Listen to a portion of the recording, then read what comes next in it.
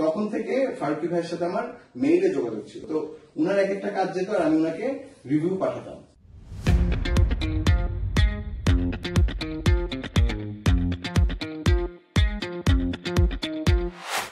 আচ্ছা, আমরা প্রতিবারের মতো আবার আপনাদের পছন্দের প্রোগ্রাম এবং আমাদের ক্যামেরার সামনে এবং পেছনে এবং নানান জায়গায় অনেক সাকসেসফুল মানুষ, কিন্তু আমাদের খুব কাছের মানুষদেরকে আমরা সবসময় আপনাদের মাঝখানে নিয়ে আসি। তাদের পেছনের গল্প, তাদেরকে আমরা যেভাবে চিনি তার বাইরে থেকে একটু হলেও অন্যরকম কোনো গল্প আমরা জানতে চাই। সেরকম একটা পছন্দের মানুষ আমাদের সাথে আছেন, ডিরেক্টর, যে স্ক্রিনে আমাদের জন্য ইন্টারেস্টিং সব প্রোডাকশন বানিয়ে যাচ্ছেন, আশফাক নিপুণ আমাদের সাথে আছে। কিছু বলো। হ্যালো, আমি হচ্ছি, আপনি কি বললেন, ডিরেক্টর। হ্যাঁ, আমাকে কয়েকদিন আগে কোন একটা প্রোগ্রামে একজন উপস্থাপক খুব সুন্দর একটা লাইন বলেছিলেন। উনি হচ্ছেন পূর্ণকালীন পরিচালক, স্বল্পকালীন অভিনেতা, বা এরকম কিছু একটা বলছিলেন যে হ্যাঁ, যে আমি টুকটাক অ্যাক্টিং করি আর মোটামুটি পরিচালনা করি। তোমার কোন পরিচয়টা ভালো লাগে? আমি খুব খুশি হতাম যদি আমি অ্যাক্টিং করতে পারতাম। অ্যাক্টিং করার চেয়ে আরাম পৃথিবীতে আর কিছু নেই। একদম অনেস্টলি। কিন্তু তোমার কোনটা ভালো লাগে, অ্যাক্টিং করতে ভালো লাগে না ডিরেকশন দিতে? অফকোর্স অ্যাক্টিং করতে। অ্যাক্টিং করলে যেটা হয়, সকালবেলা সেটে যাওয়ার জন্য নিচে মাইক্রো থাকে একটা, এবং সেটা হচ্ছে শুধু আমার জন্য সোলো মাইক্রো। ওখানে কোনো ক্যামেরার লোক উঠে না, লাইটের লোক উঠে না, কেউ উঠে না, জাস্ট আমার জন্য। আমি যাবো ওখানে, তারপর সেটে যাবো, চা আসবে, খাবার আসবে, এডিরা সব ঘোরাঘুরি করে পেছনে এটা স্ক্রিপ্ট, এটা করবেন কিনা, বসে থাকি, গলায় দিকে টিস্যু থাকে। তখন আপু না ভাই, হ্যাঁ, তারপর হচ্ছে এরকম ডিরেক্টর দেখে এসে কথা বলে। আর মোস্ট ইম্পর্টেন্টলি সেটে আর কি হয় না হয় সেটা নিয়ে মাথা ঘামাতে হয় না। কিন্তু ডিরেক্টর হলে, স্পেশালি বাংলাদেশের যে ডিরেক্টর হলে যেটা প্রবলেম হচ্ছে, পুরোটাই উল্টা। মানে আপনাকে ঘুম থেকে উঠতে হবে সবার আগে, কারণ বাকি সবাইকে কল দিয়ে দেখতে হবে যে সবাই কি ঘুম থেকে উঠছে কিনা, রওনা দিল কিনা। তারপর হচ্ছে আসবে। আমি আমার বেলায় একটা মজার ব্যাপার বলি, সেটা হচ্ছে আমার বাসা তো বাড়িধারা ডিএচএস, তো শুটিং মোস্টলি হয় ধরেন পুরান ঢাকাতে হয়, অথবা একটু ওইদিকে যখন শুটিং হয়, তো মাইক্রো তখন প্রথম আমাকে নিতে আসে। মানে আমাকে পিক করে তারপরে লাইট ম্যানেজারকে নিয়ে তারপরে পুরো ঢাকা ঘুরতো। হ্যাঁ, সো ডিরেক্টরের অবস্থা কতটা করুন সেটাই বলছি।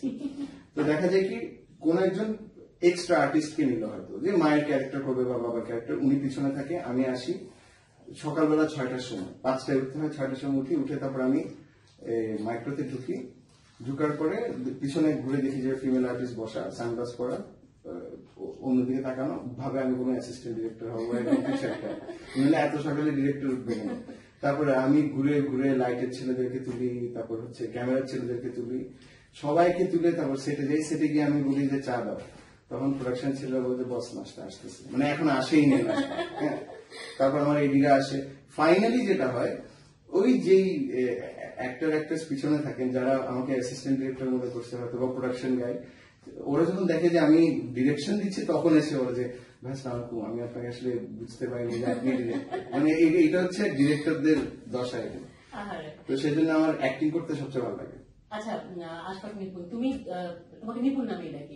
তুমি ছোটবেলায় তোমার জন্মটা কোথায়, বেড়ে ওঠা কোথায়?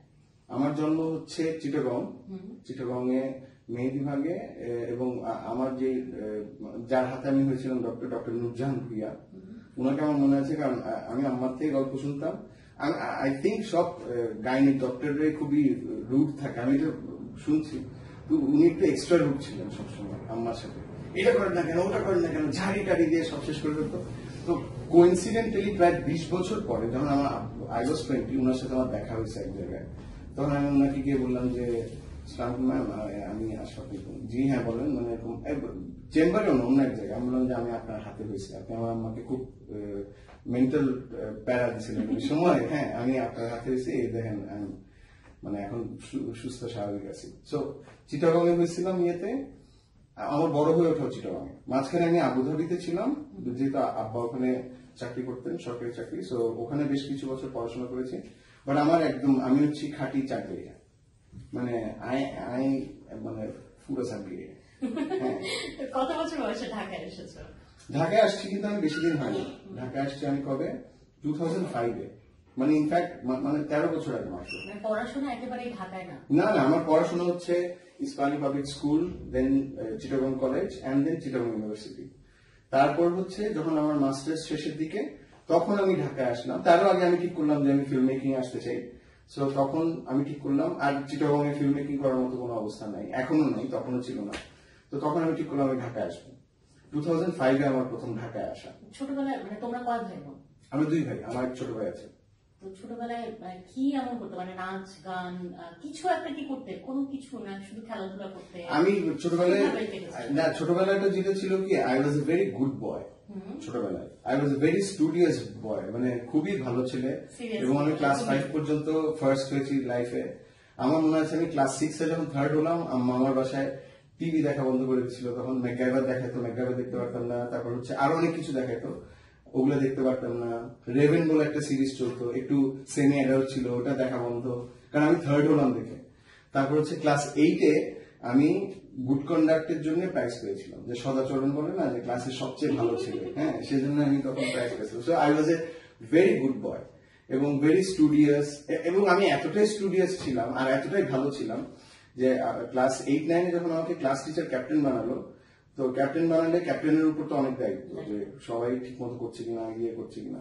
তো আই ওয়াজ দ্য স্পাই, মানে টিচারের। যে দেখা যেত যে আমি টিচারের কাছে ভালো হওয়ার জন্য যে ক্লাসের কে কে কি করে না করে সবগুলো ওনাকে লিখে লিখে দিয়ে দিতাম। ক্লাস শেষ হওয়ার পরে আমি লিখে লিখে দিয়ে দিতাম যে ম্যাম ও হচ্ছে কিন্তু এরকম, ম্যাম ওকে কিন্তু একটু চোখে রাখতে হবে, ও এরকম। মানে আমি অ্যাকচুয়ালি আমার ক্লাসমেটদের এগেইনস্টে গিয়ে টিচারের কাছে, এর জন্য আমার ক্লাসমেট আমাকে হেট করতে দাও না, মারতে পারতো না, বিকজ ওই যে টিচারের ক্লোজ, সেজন্য।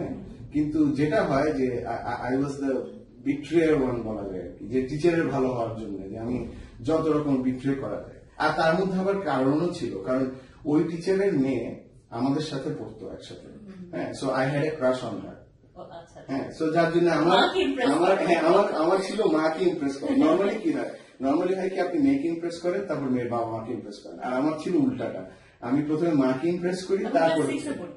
তখন আমি ক্লাস 8 এ পড়তাম।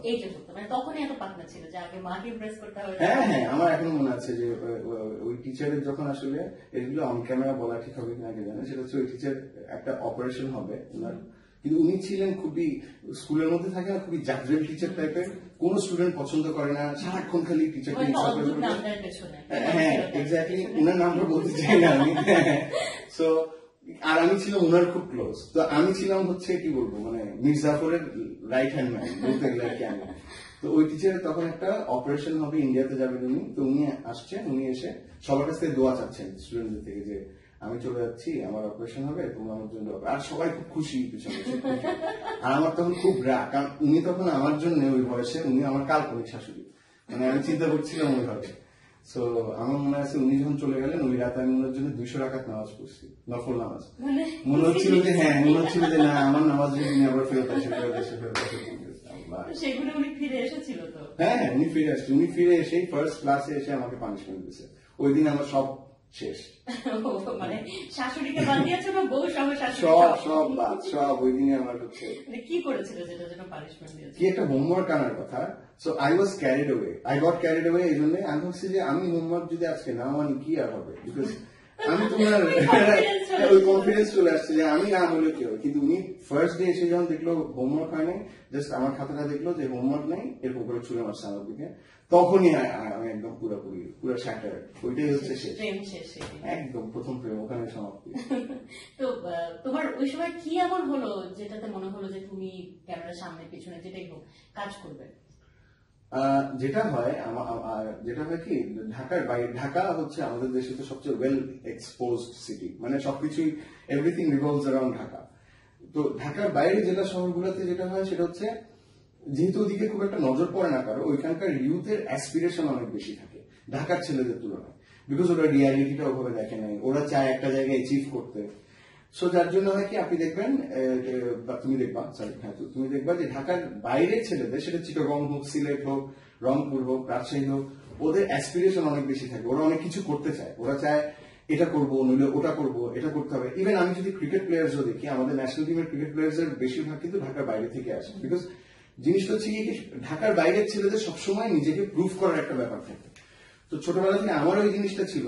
তো প্রথমে আমি ভাবলাম যে আমি মিউজিশিয়ান হবো। আমি গিটার কিনে আনছি, গিটার কিনে আনার পরে একদিন গেলাম গিটার শিখতে। ওই একদিনই ওই যে কিভাবে কর্ড ধরতে হয় 4 আঙ্গুল দিয়ে কিভাবে জানি কট ধরতে হয়, ওইটাই ফার্স্ট এন্ড লাস্ট ক্লাস শেষ, আর হয় নাই। তারপর আমি কম্পিউটার, তখন একটা সময় ছিল কম্পিউটার কোর্সেস গুলো খুব ফেমাস ছিল, নিট, অ্যাপটেক, এরকম বেশ কিছু ছিল, এখন এটা চিনবো না অবশ্য এখনকার ইয়াংরা।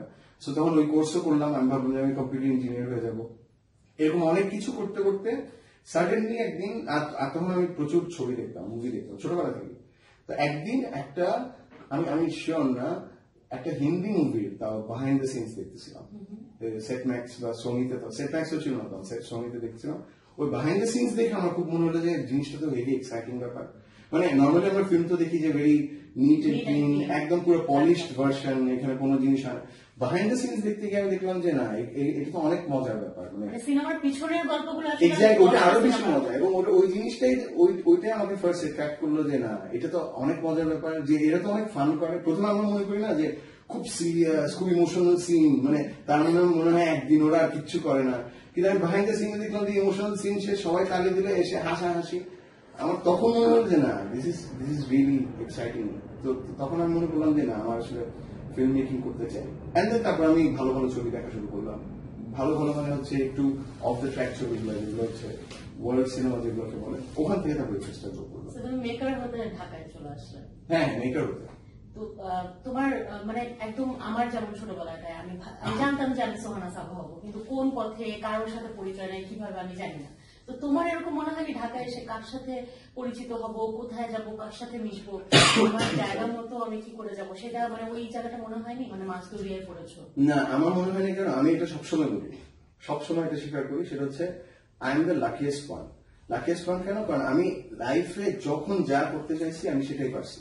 ইভেন আমি অনেস্টলি স্পিকিং, আমি যার সাথে প্রেমও করতে চাইছি তার সাথে আমার প্রেম হয়েছে, এমন হয় নাই যে না চাইছি হয় নাই, বা আমি এই জিনিসটা করতে চাইছি ওটা হয়েছে। সো যখন আমি ডিসাইড করলাম যে আমি ফিল্ম মেকিং করবো, তো 2003-তে মোস্তফা সরোয়ার ফারুকী আর আনিসুল হক চিটাগং একটা ওয়ার্কশপ করেছিলেন, যে on film making and script writing course. তো তখন ওই যেটা হয় আর কি, মানে ঢাকার বাইরে মফস্বল ছিল, আমি আনিসুল হককে, আমার এখন মনে আছে 2003-তে, তখন আমি আনিসুল হককে চলে আসার সময় হ্যান্ডশেক করতে করতে বলছিলাম একদিন আপনার সাথে আমার কাজ হবে। উনিও ভাবছে যে চ্যাংরা পোলা, মানে এগুলো তো বলে, এগুলো কত শুনে, হ্যাঁ অবশ্যই হবে, অবশ্যই হবে। তো তখন থেকে ফারুকী ভাইয়ের সাথে আমার মেইলে যোগাযোগ ছিল, আর তখন ফেসবুক ছিল না, তখন ছিল কি যে আপনার গণনেট, তারপর জিমেইল, এরকম কিছু পোর্টাল ছিল। তো উনার এক একটা কাজ যেত, আর আমি উনাকে রিভিউ পাঠাতাম, খুবই অ্যামেচারিশ রিভিউ, যেগুলো আছে আমি কয়েকদিন আগে আবার চেক করে দেখলাম, যে মানে আমি খুবই প্রফেশনাল হওয়ার চেষ্টা করতাম, যে আপনার এই পার্টটা ভালো ছিল, ওই পার্টটা ঠিক জমে নাই, এখানে কেন আপনি ওকে অ্যাক্টিং এ নিলেন, মার্জু কাসের অ্যাক্টিং আমার ভালো লাগে না, এসব খুবই মানে পোংটা টাইপের ইয়ে করতাম। উনিও রিপ্লাই করতে করতো। সো 2005-এ উনি যখন মেড ইন বাংলাদেশ একটা ছবি বানাবে চিটাগংয়ে, আমি যখন খবর পেলাম, তখন হচ্ছে আমার মাস্টার্স ফাইনাল এক্সাম, উনি চিটাগংয়ে শুট করতে আসবে। তখন আমি চিন্তা করলাম যে চিটাগংয়ে আসবে আমার শহরে, আর আমি থাকতে পারবো না, এটা তো হয় না। আমি করলাম কি, অনেক কষ্ট ওনাকে একটা এত বড় একটা মেইল লিখলাম, এবং মেইলটার মধ্যে প্রত্যেকটা লাইনে ছিল আমি আপনার কোনো ক্ষতি করবো না, আমি শুধু পিছনে দাঁড়িয়ে থাকবো, আমি আপনার খাবার খাবো না, আমি শুধু পিছনে দাঁড়িয়ে থাকবো, আমি কিচ্ছু করবো না, আমি জাস্ট আউটসাইডার হয়ে আমি পিছনে বসতে, আমি শুধু দেখতে চাই আর কিচ্ছু না। মানে এই বারবার খালি এই এক লাইন পর পর খালি এইটা, আমি কিচ্ছু করবো না, ওই যে বলো না যে শুধু পিছনে দাঁড়িয়ে থাকবো, ওরকম। তো উনি জাস্ট 3 লাইনে বলছে, উনি আমাকে খুব সুন্দর একটা লাইন দিয়েছিল যে aspiration takes you wherever you want to go, বা এই ধরনের কিছু একটা, তুমি আসো, কোনো প্রবলেম নেই। তখন তো আমার হচ্ছে ঈদ, হ্যাঁ, কিন্তু আমার মাস্টার্স ফাইনাল তখন সামনে, তখন হচ্ছে আমার এই দুনিয়া আসবে। তো আমি কি করবো, আমি আম্মাকে বললাম যে আম্মা এরকম এরকম অবস্থা। আম্মা জানতো যে আমি আসলে ফিল্ম মেকিং করছি, কিন্তু আম্মার কথা ছিল যে তুমি পড়াশোনা শেষ করো এন্ড দেন তারপর যা খুশি করো। কিন্তু তখন আমি কি করবো আম্মাকে বললাম, আম্মা বলছে ঠিক আছে দেখো তুমি কি করতে পারো। তুমি চিটাগংয়ে আসলেন এবং যথারীতি আমি পিছনে দাঁড়িয়েছিলাম, একদম আমি আসতে চাই না সামনে, এবং আমার খুব ভয় ওনার বিয়েতে। উনি একটা হোটেলে উঠলেন টাওয়ারিনে, পুরো টিম সহ সবাই ওনার সাথে গিয়ে দেখা করে, চিটাগংয়ের থিয়েটারের লোক টোক, অথচ উনি আমাকে আসতে বললেন, আমি করিডোরে দাঁড়াই থাকি, আমার ওই ইয়ে লাগে যে আমি গিয়ে আবার কথা বলবো। সো ওখান থেকেই স্টার্ট। হ্যাঁ, আমার কি না কি হয়ে যায়, যদি গ্রাভিটি হয়ে যায়। তো ওইখানেই স্টার্ট হলো। এন্ড দেন উনি যখন ওই 3 দিন চিটাগং শুট করে পরের অংশ ঢাকায় শুট করবে, তখন আমি বললাম যে আমি ঢাকায় আসতে চাই। উনি বলছে ঠিক আছে আসো। উনি ভাবছে ঢাকায় আসবো, চলে যাবো। তারপর ঢাকায় আসলাম, ঢাকায় ফিল্মের শুটিং শেষ হলো। তখন আমি বললাম যে আমি আপনার সাথে কাজ করতে চাই। উনি অনেকভাবে বললো যে দেখো তোমার তো পড়াশোনা ভালো, সো তুমি এক কাজ করো, এজেন্সিতে ঢুকে যাও, আমি এজেন্সিতে বলে দিই কপিরাইটার। আমি বললাম না, আমি আপনার সাথে থাকবো। তুমি এটা করো, এটাতে করার দরকার। আমি না, আমি আপনার সাথে নানান ভাবে ছোটানোর চেষ্টা করবো ভদ্রভাবে। কারণ উনি তখন অলরেডি 12 জন অ্যাসিস্ট্যান্ট ডিরেক্টর, তো উনি আবার নতুন আর কি নেবে। আমি বললাম না, আমি থাকবো, আমাকে কোনো টাকা দিতে হবে না, কিচ্ছু করতে হবে না, কোনো ক্ষতি করবো না, আমি কিন্তু পিছনে দাঁড়াই থাকবো। হ্যাঁ, ওইটা বলে তা উনি বলে ঠিক আছে। আমি মানে উনি মানে উনি এটা আমি জানি না বলা ঠিক, উনি টুটটুট খেতে চাইলে আমার কিছু করার নেই, মানে উনি এইভাবে বলছিল যে নিজে টুটটুট খেতে চাইলে আমার কিছু করার নেই, থাকো তাইলে। ওখান থেকে স্টার্ট। বাট আমি জানতাম যে আমি যদি আসলে কাজ শুরু করি একবার, তাহলে মানে আমার হচ্ছে ওই যে ইয়েতে গ্রাউন্ডে যাওয়াটা বাকি। গ্রাউন্ডে গেলে আমি সবাইকে পিছনে ফেলে সামনে চলে যেতে পারবো, ওই কনফিডেন্স ছিল। তো একবার যখন গ্রাউন্ডটা পেয়ে গেছি এন্ড দেন কাজ করেই যাচ্ছ। না, এরপরে তো করে যাচ্ছে। মানে এই তুমি আসলে ডিরেক্টর হতে, এর মধ্যে অভিনয় করেছো, অভিনেতা নিপুণটাও আমরা চিনি, তো সেইটা কেন হঠাৎ হলো? অভিনয়টা খুবই মজার ব্যাপার। সেটা হচ্ছে যে আমরা তো বেসিক্যালি ফারুকি ভাইয়ের সাথে আমরা ভাই ব্রাদার একটা গ্রুপ থাকতাম, ভাই ব্রাদার যাদেরকে বলে, আমরা সবাই একটা বাসায় থাকতাম। তো যেটা হলো কি, ওখানে আমার চেয়ে সিনিয়র একটা ভাই ব্রাদার ছিল রাজীব আহমেদ নামে, আপনি বোধহয় চিনে থাকবেন, আহমেদ রাজীব বা রাজীব আহমেদ, হ্যাঁ সে ছিল। তো ওর সাথে একটা মেয়ের অ্যাফেয়ার ছিল। হ্যাঁ, মেয়েটার নাম আমি বলবো না, বিকজ মেয়েটাকে সবাই চিনবে। ওই মেয়ের অ্যাফেয়ার ছিল। তো অ্যাফেয়ার ছিল আমি জয়েন করার আগেই, তো অ্যাফেয়ার ছিল। পরে ওদের ব্রেকআপ হয়ে গেছে, কিন্তু মেয়েটা প্রায় আসতো ওখানে, ফারুকের সাথে আড্ডা দিত, ভাই ব্রাদারদের সাথে আড্ডা দিত, সবাই ক্রিকেট খেলতো, মেয়েটা থাকতো ওখানে। তারপর আমি জয়েন করলাম। আমি জয়েন করার পরে যেহেতু আমি সুইট টকার, যার জন্য মেয়েটার সাথে আমার কথা হচ্ছে রেগুলার। এখন ফারুকি ভাই করতে কি, মানে এটা হয় যে এটা আপনি মহল্লার পোলা পানদের মধ্যে দেখবেন, অথবা দেখবেন বয়েজ হোস্টেলে এগুলো হয়, যে একটা ছেলের সাথে একটা মেয়ে কথা বলছে, মেয়েটা হচ্ছে একজনের এক্স গার্লফ্রেন্ড। তখন হয় কি, নাড়ানাড়ি প্রচুর হয়। তো তখন হচ্ছে যে স্কুলে থাকতে হয় না যে ও তোকে লাইক করে মনে হয়, এরকম বলে না। তো তখন সবাই আমাকে খালি প্রেশার দিচ্ছে যে ও তুমি এরকম করছো না, এরকম এগুলো করতেছে। আর রাজীব হচ্ছে খুবই নাইভ হওয়ার চেষ্টা, যে ঠিক আছে কর, হ্যাঁ আমি ছেড়ে দিয়েছি, দিয়ে দিলাম তোকে, তুই কর এরকম। তো কিন্তু আমার সাথে কোনো কিছু ছিল না, উই আর জাস্ট ফ্রেন্ডস, এরকম কথা বলতেছি। তারপর হলো কি 2006-এ চ্যানেল মানে ছবি আর উৎসব নামে একটা সিরিজ হবে, যে প্রতি সপ্তাহে নতুন নতুন কাজ হবে, এবং সবাই বানাবে হচ্ছে ভাই ব্রাদাররা। তো কার কি গল্প হবে, তখন ফারুকি ভাই রাজীবকে বললো যে তুই এক কাজ কর। রাজীব অনেক মানে উচ্চমার্গীয় গল্প নিয়ে আসছে, বলছে এগুলো কিচ্ছু আনার দরকার নেই, তুই তোর জীবনের গল্প কর। জীবনের গল্প কি বলছে, এই গল্পটাই কর, যে তোর সাথে ব্রেকআপ হয়ে গেছে, এন্ড দেন নিপুণ আসছে, নিপুণের সাথে প্রেম হয়ে গেছে, এন্ড তুই নিপুণের হেড করিস, নিপুণ ওখানে থাকে, নিপুণ ওখানে অ্যাক্টিং করবে, হেড করিস একদম। এটাই রাজীব ওইটার সাথে সাথে নিয়ে গেছে, হ্যাঁ এটাই তো আসলেই। তারপর রাজীবের মশলা মাখায় করলো। আর আমার তখন হচ্ছে ফার্স্ট ওইটাই হচ্ছে, আমি বললাম যে আমি অ্যাক্টিং করতে হবে। ফারুকি বলে যে হ্যাঁ তোকেই করতে হবে, মানে নিপুণই করবে। আর রাজীবের পার্টটা করেছিল এলিয়ান সোহাগ, মানে এলিয়ান সোহাগ বলে একজন আছে, মার্মেড ক্যাফে এখন যে মালিক, সে করেছিল রাজীবের পার্টটা। বিকজ রাজীবকেও বলা হয়েছিল তুই অ্যাক্টিং কর। রাজীব বললো যে না বস, আমি ডিরেকশন দিব, আমি পারবো না, বাট এরকম করবো। আর মেয়ে একজনকে নেওয়া হলো ওখানের মধ্যে, ব্যাস ওই গল্পটাই ওখান থেকে শুরু হলো, যে বেসিক্যালি কিভাবে কি। অ্যান্ড তখন আমার ডিরেকশন দেওয়ার কথা না, ওই গল্পটার নাম ছিল 2 in 1, মানে ইয়েতে। তো তখন আমার আসলে ডিরেকশন দেওয়ার কথা না। ওই শুটিং এর সময় যেটা মজার ব্যাপার হলো, সেটা হচ্ছে যে রাজীবের যে তো আমার উপরে একটা ক্ষোভ ছিল, এটা আমি জানতাম না। তো এরকম একটা সিন ছিল, আমি কিন্তু টানাটানি করি, হ্যাঁ আমি কি করবো, আমি সুইট টকার আর কিছু না। তো ওখানে একটা সিন ছিল যে আমি মেয়েটাকে নিয়ে ডেটে যাচ্ছি, রাজীবের যে ক্যারেক্টারটা এলিয়ান সোহাগ আসবে, এসে আমাকে বকা দিবে মানে ঝাড়বে প্রচুর। এটা ছিল এই যে বাড়িতে রেল লাইনের উপরে। তো আমিও রেডি, সব রেডি, এরকম করে আসলাম, শর্টটা দিচ্ছি, আমিও খুব মেয়েটার হাত ধরে ধরে হেঁটে হেঁটে আসতেছি, এবং কিছুক্ষণ পরও আসবে। অ্যাকশন বলার পর দেখলাম কোত্থেকে এলিয়ান সব ঘুরে আসছে, উড়ে এসে আমাকে মায়ের মানে হচ্ছে একদম পুরো রেল লাইনের উপরে ফেলে বলে দেয়নি, না বলে দেয়নি, কিন্তু ওকে বলে দিয়েছে। হ্যাঁ ওকে বলা, এটা আমাদের একটা টেকনিক ছিল একসময় আসলে, যে বেসিক্যালি হচ্ছে অ্যাক্টররা রেডি থাকে যে আমাকে এখন মারবে। সো তখন হয় কি, অটো রেজিস্ট্যান্স চলে আসে, যার জন্য যে মার খাবে তাকে আমরা বলতাম না। এটা অনেকের সাথে আমরা নিজেরও শুটিং এ প্র্যাকটিস করছি, যে কেউ বলা আছে একটা যে মারবে সে যায়, সে এসে চর একটা দিয়ে দিল, তো ইনস্ট্যান্ট এই ধাক্কাটা হয়, আর শর্ট তো কাটতে পারবে না। সো তখন একটা ম্যাজিক ক্রিয়েট হয়। সো ওই ম্যাজিক ক্রিয়েশন করতে গিয়ে ও আমাকে মেরে ভর্তা বানায় ফেলছে একদম পুরা। আর সেদিন সকালবেলা আমার একটু জ্বরও ছিল। তো তোমার মনে হয়নি যে আমিও উল্টো মারবো? না, আমি জানি, বিকজ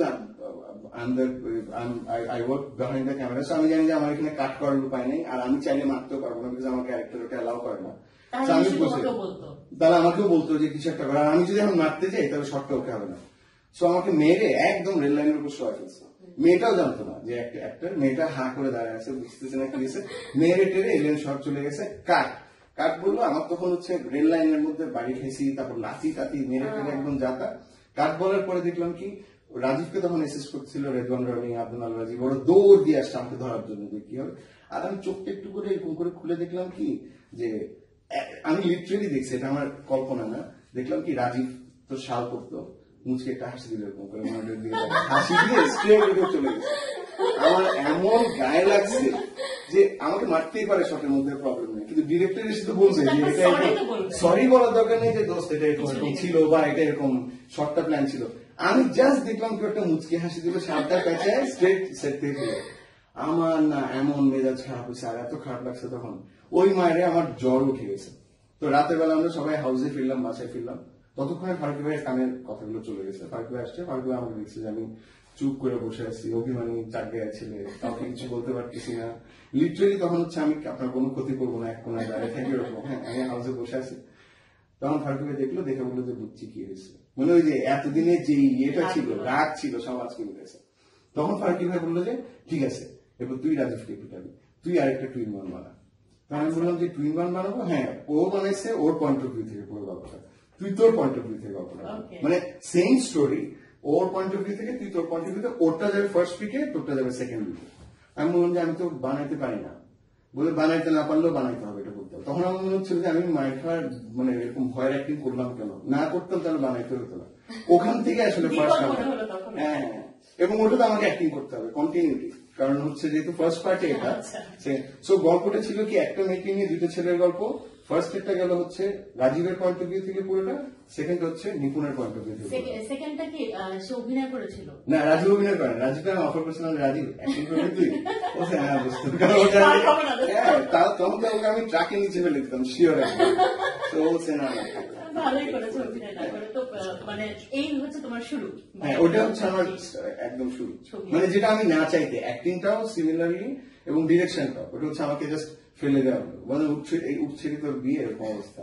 তারপরে তুমি মানে কিভাবে, মানে তোমার লম্বা জার্নি এবং আজকে মানে কয়েকজন হাতে গোনা ডিরেক্টরের যারা ক্যামেরার সামনে কাজ, পিছনে প্রচন্ড ভালোভাবে কাজ করছে এবং নামে সবাই চেনে, সেরকম কয়েকজনের মধ্যে তুমি একজন, মানে এই জার্নিটা নিয়ে বলো, এটা কিভাবে সম্ভব হলো?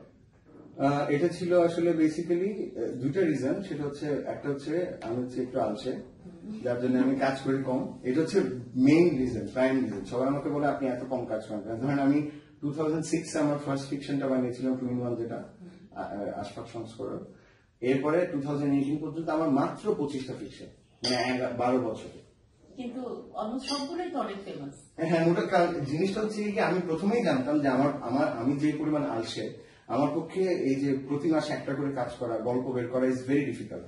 আর আমার মনেও হতো যে আমার প্রতি মাসে একই গল্প বারবার করে বলা, বা প্রতি 2 মাসে একটা গল্প বলা, বা ঈদ আসলেই 6-7টা ফিকশন বানানো, 6-7টা, আমার সবসময় মনে হয় যে আমার এত গল্প নাই।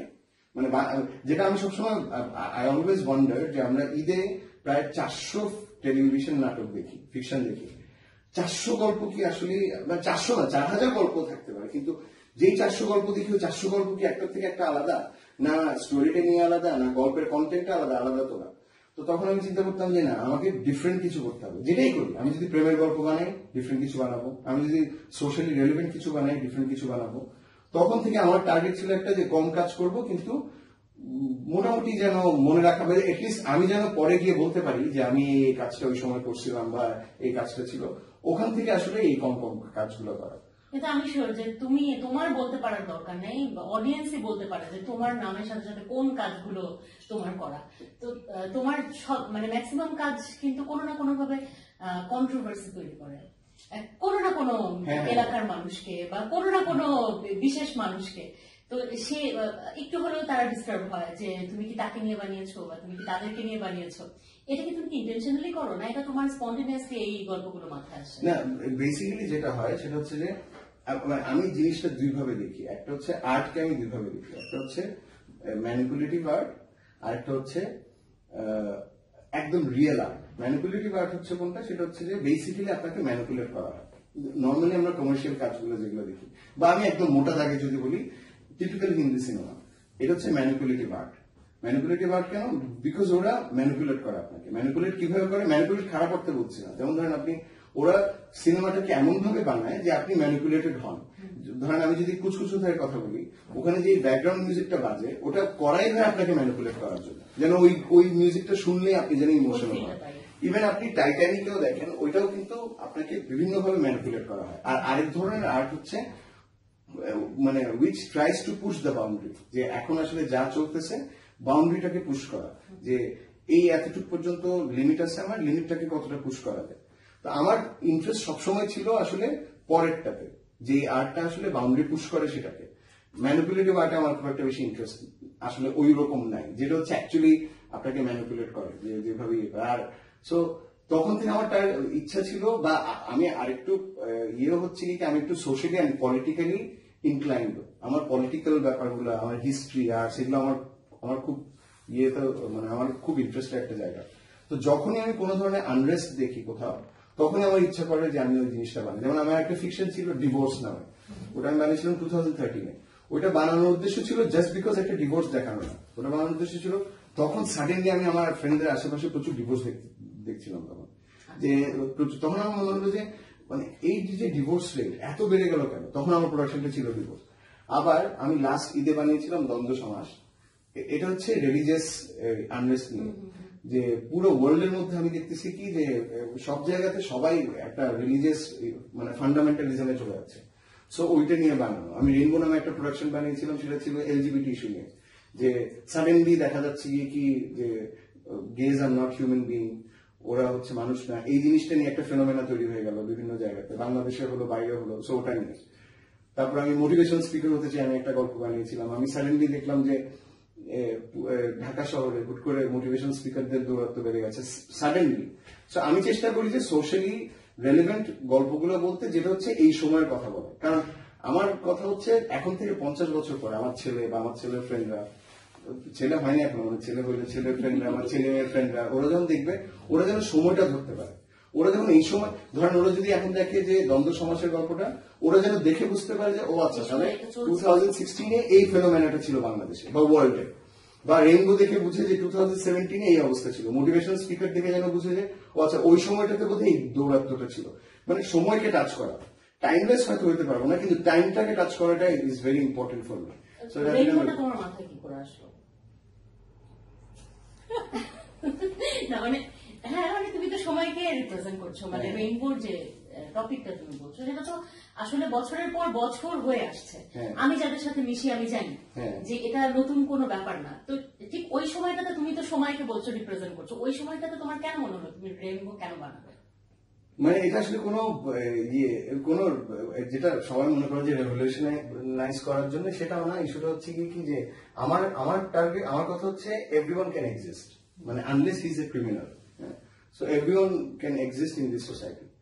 সো বেসিক্যালি গল্পটা ছিল যে সাডেনলি আমরা হোল ওয়ার্ল্ড এর মধ্যে এই ফেনোমেনাটা দেখতেছি, যে যদি আমরা দেখি যে আমার মতো না হয়, বা people who are not straight can't live, এই ব্যাপারটা চলে আসছে। তো তখন আমার মাথার মধ্যে কাজ করতেছিল যে এটা তো হওয়া উচিত না, এটা তো হওয়ার কথা না, because unless you harm me, ততক্ষণ পর্যন্ত আমার কোনো প্রবলেম হওয়ার কথা না। সো তখনই আমার মাথায় আসলো যে আচ্ছা ঠিক আছে, তাহলে এই ধরনের কোনো একটা গল্প করা যায়, কিন্তু ভেরি বাংলাদেশি ওয়েতে কিভাবে করা যায়। আমার কিন্তু রেইনবো বানানোর উদ্দেশ্য নট টু কি বলবো গ্ল্যামারাইজ দ্য প্রবলেম অথবা ওরকম কিছু না। সিম্পল, রেইনবো গল্পটা সিম্পল ছিল। সেটা হচ্ছে একটা ছেলে আর একটা মেয়ে নতুন বিয়ে হয়েছে, নতুন বিয়ে হইলে হাজবেন্ড এন্ড ওয়াইফ একজন একজনকে ডিসকভারি করতে তো একটু টাইম লাগে। সো ওই ডিসকভারি করতে করতেই ওয়াইফ, সো ইউজুয়ালি সব আমরা গল্পে কি দেখি, ওয়াইফ হাজবেন্ডকে সন্দেহ করতেছে কেন, বিকজ ও কোন একটা ফিমেল কলিগের সাথে বা কোন একটা মেয়ের সাথে বেশি কথা হয়। এখানে সন্দেহ করছে কেন, আমি জাস্ট টুইস্টটা ঘুরে দিছি, একটা ছেলের সাথে কথা বলতেছে বেশি কেন, ওখান থেকে পুরো জিনিসটা আসছে।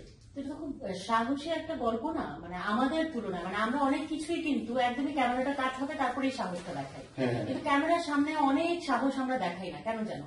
তো ওই জায়গাটা বা এমন একটা জিনিস নিয়ে সাহসটা দেখায় যেটা আসলে খুবই ফানি, এই সাহসটা দেখানো দরকার নেই, কিন্তু তুমি ওই মানসিক ওই জায়গাটা, ওই স্টেজটা তুমি দেখানোর সাহস পেয়েছো, এবং এইভাবে আমাদের আর্টিস্ট দিয়ে সেটা কিভাবে তোমার এই সাহসটা করতে আসলো? চ্যানেল তোমাকে সাপোর্ট করলো, চ্যানেল সাপোর্ট করলো, মানে বেসিক্যালি এটা it's a long story. Cut to short যেটা হচ্ছে সেটা হচ্ছে আমার তখন স্টেট অফ মাইন্ড আমার মনে হলো যে আমি বানিয়ে ফেলি। মাই আর্টিস্ট ওয়ার ভেরি কোঅপারেটিভ, ওরা আর বেসিক্যালি যেটা হচ্ছে আমরা উই ওয়ার ভেরি কেয়ারফুল যে আমরা যেন কাউকে হার্ট না করি, কোনোভাবেই কারো রিলিজিয়াস সেন্টিমেন্টকে যেন আমরা হার্ট না করি, আমরা চেষ্টাও করি না সেটা করতে। এন্ড যদি প্রোডাকশনটা দেখা হয় এখন, তখন দেখবেন যে ওখানে আসলে কোনো কমিউনিটিকেই হার্ট না করে গল্পটা বলা হয়েছে। বাট যেটা হচ্ছে আমাদের তো এখন আসলে এমন একটা আনরেস্ট সোসাইটিতে আমরা, এমন একটা আনরেস্ট চলতেছে বাংলাদেশের মধ্যে যে যে কেউ যে কোনো কিছুতে টেকস অফেন্স, যে না এটা আমার কথা বলা হয় নাই বা এটা এরকম বলা ঠিক হয় নাই। সো ওখান থেকে আসলে আমার ধারণা এটা সবকিছু কেন যেন নিজের ঘাড়ে নেবার একটা সব জায়গাতেই দেখতে এখন দেখা যাচ্ছে নিজের ঘাড়ে, যে আমি কিছু একটা বানালাম, সাডেনলি কালকে একজন উঠে এসে বলবে যে এটা কেন এরকম হলো, এটা তো আমার কথা বলছে। বা ধরেন আমি যদি মোটিভেশন স্পিকার হতে চাই বললাম, আমি কোনো পার্টিকুলার মোটিভেশন স্পিকারকে নিয়ে আসলে গল্পটা বানাইনি। মোটিভেশন স্পিকার হতে চাই একটা কেন ছিল, এখন মোটিভেশন স্পিকারদের একটা ফেনোমেনা চলছে সব জায়গার মধ্যে। সো আমার লজিকটা হচ্ছে যে if you want to take some motivation, go to real people. Real people, আমি আনরিয়েল পিপল বলে কাউকে ছোট বলছি, real people like Mashrafe bin Mortaza. হ্যাঁ, he can be a motivation. ও সে কিন্তু কোথাও স্পিচ দেয় না, কিচ্ছু দেয় না, just follow his lifestyle, follow his passion, you will be motivated. কিন্তু আমাদের এখানে দেখা যাচ্ছে কি এখন এভরি হু এন্ড হু যে কেউ চাইলে এখন মোটিভেশন স্পিকার হয়ে যাচ্ছে। সো আমি বললাম কি আমি মোটিভেশন স্পিকার হতে চাই, একটা এটা কি বলে স্পুফও বলা যেতে পারে, বা একটু মানে একটু সার্কাস্টিক একটা কাজ বানানো। এখন যদি কেউ এটাকে অফেন্সিভলি নিয়ে নেয় যে আমার কথা বলছে, তখন তো আসলে সমস্যা। নিয়ে কি করেছে, কে কি করেছে? না কেউ করেনি, আমাদের এখনো না কেউ যদি অফেন্ডেড হয় তাহলে আমি তো প্রথমে বলে দিচ্ছি যে এটা আসলে it's not based own true stories, এটা হচ্ছে যে it's a fictitious set of events. এখন বাকিটা হচ্ছে দেখা যায় যে কেউ ইয়ে করে, কিন্তু আমার কোনো ব্যাড এক্সপিরিয়েন্স হয় না এখন পর্যন্ত। সিমিলারলি যদি আমি দ্বন্দ্ব সমাসের কথা বলি, একটা মুয়াজ্জিন আর একটা পুরোহিতের গল্প, কোইন্সিডেন্টালি যাদের চেহারা সেম। হ্যাঁ, সো দেখা যাচ্ছে এক গ্রামে যারা আছে, আয়নাবাজি প্রজেক্টে, ও আচ্ছা তুমি তো করছিলে ওখানে মধ্যে, হ্যাঁ তুমি একটাতে করেছিলে ইয়েটা, হ্যাঁ রাইট, হ্যাঁ খুব ভালো ছিল একটা। সো ওইটার মধ্যেও কিন্তু সিমিলারলি রিলিজিয়াস ইস্যু নিয়ে দাঁড় করানো, যে একই চেহারার দুজন লোক পড়ে গেল, এখন কোনটা ঠিক হবে? মানে শঙ্করের বাবা মা বলে শঙ্করের ধর্মে যা বলে ওটা ঠিক, আবার এদিকে বিল্লালের বাবা মা বলে বিল্লালের ধর্মে যা আছে সে, তো এখন কোনটা ঠিক হবে? এটা নিয়ে কোয়েশ্চেনটা ছিল।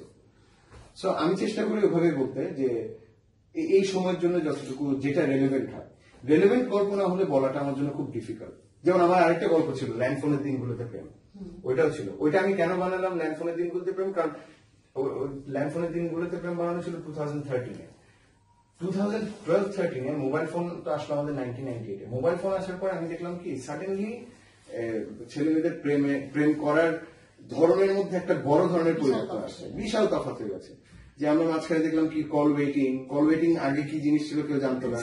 তারপর হচ্ছে হ্যাঁ বিজি পাওয়া যেত, কিন্তু ওই বিজিটাও বলা যেত যে যেহেতু বাসায় একটা ফোন 100 জন ইউজ করে, তো ওটা নেই। কল ওয়েটিং করতে আসলো, তো অন্য নামে সেভ করা, নাম্বারটা অন্য নামে সেভ করা, হ্যাঁ ফায়ার সার্ভিস বা এরকম কিছু একটা নয়, বা রং নাম্বার বা অ্যালার্ম নামে সেভ করা, যে বাজলে অ্যালার্ম বেজে উঠতেছে মনে হচ্ছে এরকম। তো তখন আমার মনে হলো যে এই কারেন্ট ফ্রেন্ড আগের দিনগুলো কি ভালো ছিল না? আমি ল্যান্ড ফোনে প্রেম করে আসছি, মানে আমি I am one of the luckiest few যে ল্যান্ড ফোনে প্রেম করে আসছি। তো যার জন্য আমার তখন মনে হলো যে ওই সময় তো প্রেমের তীব্রতাটা বেশি ছিল, যে আমি 8টার সময় কল দিব, তুমি 8টার সময় ফোনের পাশে থাকবা, প্রথমে আমি 2টা মিস কল দিব, মানে 2বার রিং হয়ে তারপর হচ্ছে অফ হয়ে যাবে, এটার মানে এটা হচ্ছে তুমি দরজার সামনে এসে দাঁড়াবা, তারপর লাস্ট কলটাতে তুমি এসে ধরবা। ওই সারাদিন যা কিছু করি না কেন ওই 8টার সময় এসে ফোন দিতে হবে, ওই যে আকাঙ্ক্ষাটা ছিল, ওই যে তীব্রতা ছিল, এখন কিন্তু নাই এটা। এখন আমার ইচ্ছা হলো আমি ফোন দিলাম এখন রাতে, আর তখন রাতের পর রাত কথা হতো ইম্পসিবল, মানে সারা রাত ফোন দিয়ে কথা বলবো এটা তো খুবই ডিফিকাল্ট। তারপর আপনি দেখেন ওই সময় রং নম্বরের একটা ব্যাপার ছিল, এখন রং নম্বর হয় না, তখন হচ্ছে রং নম্বর থেকে, হ্যাঁ রং নম্বর থেকে অনেক প্রেম হয়ে যেত। ওই সাইকিটা মাথায় নিয়ে আমি মানলাম কি ল্যান্ডফোনের দিনগুলোতে প্রেম, যে আসলে তখন প্রেমটা অনেক বেশি ডিফিকাল্ট ছিল, কিন্তু ডিফিকাল্ট ছিল দেখে আই গেস প্রেমের মধ্যে তীব্রতাটা অনেক বেশি ছিল। এখন যে তীব্রতাটা হয়তো অতটা না, এখন হয়তো ব্রেকআপের পরে আমরা হয়তো অতটা সাফার করি না, বা আরো অনেক ধরনের অপশনস চলে আসছে, মাল্টিপল অপশন, হ্যাঁ অনেক কিছু। মানে তখন ছিল হচ্ছে আপনার রিটেন এক্সামের মতো, এখন হচ্ছে মাল্টিপল চয়েসের মতো, এ বি সি ডি সব চলে আসছে, আপনার এ হলো না বি সি ডি যেরকমই হোক কিছু একটা তো লেগে যাবে। হ্যাঁ, তো মানে এই যে আশফাক নিপুণ এত সুন্দর করে, তুমি যে এত সুন্দর করে পিছনের গল্পগুলো ভাবো, আমি শিওর যে আমি কিন্তু নতুন করে তোমাকে আবিষ্কার করছি, মানে এভাবে এত ডেপথ নিয়ে তুমি প্রত্যেকটা কথা ভাবো। তো তোমার কি কখনো মনে হয় না যে এই যে আজকের জায়গায় এসছো, পরিপূর্ণ জায়গায়, একটা স্ট্যাবলিশড জায়গায়, যেখানে তোমার ভাবনাকে মানুষের ভাবনাও নতুন করে ভাবায়, কিন্তু 15 বছর আগের নিপুণ আর এখনকার নিপুণ, এই অ্যাচিভমেন্ট এইটাই কি চাওয়া ছিল, না অন্য কিছু হতে চেয়েছিলে, কি চেয়েছিলে? 15 বছর আগের নিপুণ অবভিয়াসলি এখনো আসলে আমি কোনো পরিপূর্ণ জায়গাতে যাইনি বিকজ এটা আমি এখনো বিশ্বাস করি only because this is Bangladesh আমি এখনো করে খেতে পারছি। আমি যদি ইন্ডিয়াতেও করতাম তাহলে আমি এখনো স্ট্রাগল করতাম, আমার যেটা মনে হয়। তোমার শেখাটার লেভেলটাও তখন বাড়তো। হ্যাঁ, লেভেলটাও বাড়তো, সেখানে আসলে যতটুকুর মধ্যে করা যায়। আমি তো প্রথমে বারবার বলে আসছি I am the lucky one, যে আমি আসলে যখন যেটা চিন্তাও করি নাই কখনো, তখন আমার মনে আছে যখন আমি স্বপ্ন দেখতাম যে আমি টেলিভিশনে কাজ করবো বা কিছু করবো, আমার ছোট ভাই তখন আমরা কলেজে পড়তাম, হানিফ সংকেতে যে ইত্যাদি হতো না, ইত্যাদির মধ্যে একটা তো ডান্স প্রোগ্রাম হতো, ওই যে পিছনে সে ডান্স করতো, আমার ভাই দেখাতো ওই যে 3 নম্বর লাইনে যেটা ওইটা তুমি, মানে তুমি কোনো একদিন ওই 3 নম্বর লাইনে ওখানে গিয়ে ডান্স করতে থাকবে, হ্যাঁ তুমি বড় জন এটা করতে পারবে, ওখান থেকে সামনে এসে করা। সো এটা আসলে অনেক বড় একটা লাকের ব্যাপার। 15 বছর আগে চিন্তাটা আরো বেশি সাহসী ছিল। 15 বছর আগে চিন্তা ছিল যে 15 বছরের মধ্যে আমি হয়তো মানে পুরো ওয়ার্ল্ড ম্যাপে কিছু একটা করে ফেলতে পারবো। আমাদের আসলে যত বয়স যায়, যত সময় যায়, আমরা ততই আস্তে আস্তে রিয়ালিটির মধ্যে থাকতে থাকতে আমরা বুঝে হয়ে যাই যে আমরা বুঝি যে হ্যাঁ এটা এতটুকুই হবে। 15 বছর যখন আমি প্রথম ফিকশন বানাচ্ছিলাম তখন একটা শট পারফেক্টলি নেওয়ার জন্য যে প্যাশনটা ছিল, এখন আমি অটোমেটিক্যালি জানি যে হ্যাঁ এটা আমি এডিটে গিয়ে ঠিক করে দিতে পারবো, এটা হয়তো প্রপারলি না হয়। এখন কম্প্রোমাইজ করতে করতে এই জায়গাটার মধ্যে চলে আসছি যে ওই ইয়েটা থাকে না। But I am always thankful, কারণ এই জায়গায় যে আসবো বা এই যে তোমার সামনে বসে আমি ইন্টারভিউ দিব, তুমি যে আমার ইন্টারভিউ নিবা, হ্যাঁ কারণ ছোটবেলায় আমি তোমাকে টিভিতে দেখছি,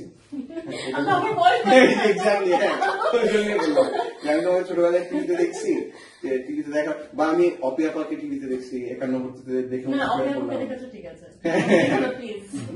বা উনারা এখন আমার সাথে কাজ করছেন বা কাজ, সো দিস ইজ, এটা অনেক বড় একটা হাই। বাট আমার মনে হয় আরো এই জোনের মধ্যে, কমফোর্ট জোনের মধ্যে যতটুকু পাওয়ার আল্লাহর রহমতে পাইছি বা আমরা যতটুকু চাচ্ছি পাচ্ছি, আমাদের এর পরে না আরেকটু লাগবে, আরো একটু পুশ করতে হবে নিজেদেরকে। মানে আমি ক্রিকেট টিম দিয়ে বলি, 1995 বাংলাদেশ ক্রিকেট টিম হেরে যাওয়া ওয়াজ লাইক মানে ইয়ে না, মানে এটা রেগুলার ছিল, কিন্তু 2015 এসে বাংলাদেশ ক্রিকেট টিম হেরে গেলে we get disappointed, right? So এটা হচ্ছে কি ক্রিকেট টিম এই জায়গা থেকে ওই জায়গাটাতে পৌঁছে গেছে, আমাদের ওই জায়গাটাতে আমার মনে হয় যে পৌঁছে যেতে হবে, যেখানে হচ্ছে কি আমি কোন একটা ফেইলিয়ার করলে বা আমি কোনো কিছু একটা না পারলে যেন মনে হয় যে আমি তো আসলে জিনিসটা পারিনি বা আমি জিনিসটা জানি না। এখন যেটা হয় কি যে আশেপাশে সবাই বলে যে না তুমি তো খুব ভালো করতেছো, ভালো হচ্ছে, বা এরকম, এই কমফোর্ট জোন থেকে বের হয়ে কিছু একটা করতে হবে। এখনো ওয়ার্ল্ড ম্যাপে আমরা আসলে খুব কম লোক ওয়ার্ল্ড ম্যাপে ওই জায়গায় গ্লোবালি কিছু একটা করার ইয়ে করতেছে, আমরা এখনো স্টিল এখানে, এটার জন্য সিস্টেমও দেয়। তো আমার মনে হয় যে আরেকটু রিচ করার মতো জায়গা এখনো পড়ে আছে। আমার কোথায় গিয়ে আমারও মনে হয় যে আমরা যেন কোথায় কুয়োর ব্যাঙের মতো, এক্স্যাক্টলি, আমার এটা প্রায় মনে হয় যে আমরা এই যে আমাদের সার্কেলের মধ্যে আমরা জানি যে এতটুকুর মধ্যে আমরা জানি আমি আপনাকে চিনি, তুমি আমাকে চিনো, আমি ওকে চিনি, নিজেরা নিজেদেরকে চিনি, নিজেরা নিজেদের শর্টকামিংসও জানি, স্ট্রেংথও জানি, কিন্তু আসলে বাইরের ওরা আমাদের সম্পর্কে কতটুকু জানে। আমি যদি ইন্ডিয়াতে দেখি তাহলে আমার এইজের একটা ছেলে অলরেডি 5-6টা সিনেমা বানায় ফেলছে, বানায় ফেস্টিভ্যালে দিয়ে, অথবা ইভেন কমার্শিয়াল বক্স অফিসে সাকসেসফুল হয়ে গেছে। আমি সেখানে স্টিল এখন টিভির জন্য কাজ করছি, আমার মতো আর অনেকেই টিভির জন্য, আনলে অ্যাডভার্টাইজিং এর কাজ করছে, সিনেমাতে করা বা কোন একটা কাজ করা, এই পুরো সিস্টেমটা না চেঞ্জ হতে হবে। কারণ আমাদের যে জিনিসটা সবচেয়ে বেশি দরকার আমার মনে হয় সেটা হচ্ছে একটা জাতির আসলে যদি আগে বাড়তে হয় দুইটা জিনিস মাস্ট, একটা হচ্ছে এডুকেশন আর একটা হচ্ছে আপনার আর্টস। এই দুটো জায়গাতে আপনার ডেফিনেটলি ভালো করতে হবে। You can hire the scientists, you can hire engineers, you can hire doctors. আমি ওদেরকে ছোট করতেছি না, but you cannot hire artists, you cannot hire educated people. এটা কখনো হবে না। আপনি বাইরে থেকে ডক্টরস বা সায়েন্টিস্ট এনে এখানে রিসার্চ করাতে পারবেন টাকা দিলে, মিডল ইস্টে যেটা করে ওরা করতে পারে, কিন্তু মিডল ইস্টের ওয়ার্ল্ড ইয়েতে জায়গা নেই কেন? যদি আমি বলি দুবাই বা এগুলো জায়গা, বিকজ ওরা আর্টিস্ট তৈরি করতে পারে না। সো এডুকেশন রেট যদিও বলা হচ্ছে অনেক হাই, কিন্তু প্রপার এডুকেটেড ছেলে নেই। আমি একটা কথা গত বছর বলেছিলাম, সার্টিফিকেট হচ্ছে, শিক্ষিত হচ্ছে না, একদমই হচ্ছে না। মানে দেশে ভালো বাংলাদেশে যদি বলি ভালো 20টা লাইব্রেরি নেই, ভালো 20টা লাইব্রেরি যেখান থেকে আসলে সবাই বই কিনে পড়বে। তো দেশে যদি ভালো 20টা লাইব্রেরি না থাকে 21শে ফেব্রুয়ারি আপনার বছরে 20 বার এসেও লাভ নেই, কারণ আসলে জিনিসটাই হবে না। সিমিলারলি আর্টসেও দেখেন আপনি, আমাদের কত আর্টিস্ট ছিল একসময়, এখন আমরা আর্টিস্ট কমতে কমতে কমতে কমতে ভেরি সেগ্রেগেটেড হয়ে গেছে, একদম এ ওকে চিনি এ ওকে চিনি এতটুকু পর্যন্ত, এর বাইরে নেই। তো এইটা যতদিন না হবে ততদিন আমি আমাদের দেশে খুব একটা বেশি উন্নতি দেখি না, যদি আমি I sound pessimistic right now, but আমার মনে হয় আর কি এটা। না, যদিও আমরা অনেক ইয়াং, কিন্তু আমি এটা বিশ্বাস করি যে আমাদের পরের জেনারেশন তো আসছে, আমরা হচ্ছে সেই পিঠটা ঠেকিয়ে দিব, ওরা আমাদের পিঠের উপর দিয়ে স্টেপ। আমি কিন্তু বলি শহীদ জেনারেশন, মানে আমরা শহীদ হয়ে যাবো। হ্যাঁ, আমরা হচ্ছে শহীদ জেনারেশন, মানে আমাদের পিঠে স্টেপ রেখে তারা এক্স্যাক্টলি আমরা সামনে গুলি খাবো, এই যে আমরা গুলি খাচ্ছি, আমি গুলি খাচ্ছি পড়ে গেছে, তারপর পিছনে যারা ওরা অবশ্যই। থ্যাংক গড যে এখন আমাদেরকে এটা ভাবতে হয় না যে আপনি অভিনয় করেন পাশাপাশি কি করেন, ডিরেকশন দেন পাশাপাশি কি করেন, আমাদের প্রফেশন এবং আমরা খুব ভালোভাবে আছি, শুকর আলহামদুলিল্লাহ। আমার মনে হয় পরের জেনারেশন আরো ভালো হবে। হ্যাঁ ট্রু, কারণ 10 বছর আগেও কিন্তু এভাবে জিজ্ঞেস করতে শুধু কি এটাই করেন আর কিছু করেন, পাশাপাশি কি করে বলো, এখন আর জিনিসটা বলো, এই জায়গাটা আমরা ওভারকাম করে ফেলেছি, আমরা আরো সামনে চলে যাবো নিপুণ। তারপরে তুমি সেই যে ছোট নিপুণ যে ভাবতো যে দেশের জন্য কিছু ডিরেকশন দিবে, যে ক্যামেরার একটা কিছু ম্যাজিক দেখিয়ে ফেলবে, সেই মানুষটা এই জায়গাটা এসেছে। মানে আজকের জেনারেশনের ছেলেপেলেরা কি আসলেই এই পজিটিভলি জিনিসটাকে ভাবে, না জানেই না যে ভবিষ্যতে তারা কি করবে? মানে এটা নিয়ে কিছু বলো, আমরা শেষ করে ফেলি। আমার মনে হয় আমাদের পরের জেনারেশন যারা, তারা হচ্ছে আরো ব্রাইটার ওই সেন্সে। আমি বলতে চাই ব্রাইটার মানে কি ওই সেন্সে, বিকজ যারা আমাদের সময় যেটা ছিল, আমরা জানতাম না আসলে কতদূর যাব, কতটুকু করব, বা ইভেন আমি তোমার কথা বলি, তুমিও হয়তো জানতে না যে তুমি অ্যাক্টিং আসলে কতদূর যাবা, তুমি জানতে সোনা ছাড়া হবা, কিন্তু অপরচুনিটি কতটুকু হবে, কোনটা তোমার কতটুকু টেনে নিবে সেটা না। বাট এখন যারা আসলে কাজ করতে আসছে, দে আর ভেরি ক্লিয়ার, আমার মনে হয় ওরা জানে, বিকজ পুরা গ্লোবাল প্ল্যাটফর্ম ওদের জন্য খোলা। আমাদের সময় কি হতো, আমাদের সময় হতো কি যে ধরো কথা চ্যানেল দিয়ে বলি, একটা চ্যানেলে কাজ হলো না, ওই চ্যানেল আমাকে ব্ল্যাক লিস্ট করে দিল, আমি ওই চ্যানেলের কাজ দিতে পারবো না, বা এই চ্যানেলে আমার কাজ যদি না যায় তাহলে আমি এখনো এই লিস্টে উঠতে পারি না।